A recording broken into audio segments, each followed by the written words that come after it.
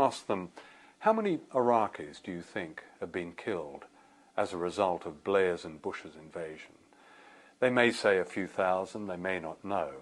In fact, the most reliable survey, which was done by the Johns Hopkins School of Public Health with Iraqis, an extraordinary survey, meticulous and conscientious and quite courageous in the way it was carried out, peer-reviewed, probably leads us to almost 1 million people. Les Roberts, who led that study, he said it seems as if the scale of killing in Iraq will have passed the scale of killing in Rwanda. Statistically, the majority of terrorism is our terrorism. It is state terrorism. There's no question about that. And the greatest victims of terrorism are Muslims. Those who either died as a result of the medieval embargo imposed on Iraq during the 1990s, or Palestinians who've died, and others.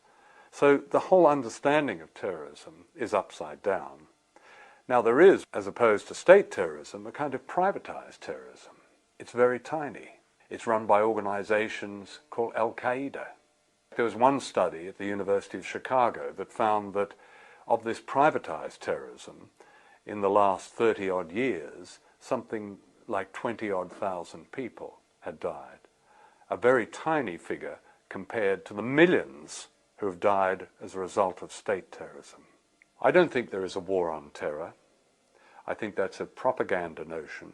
The attacks of September the 11th were appropriated by a clique in the US establishment in order to further its aims around the world. If that isn't clear to most people, as I believe it is, then I don't know where they've been for the last few years. But it's not reported that way.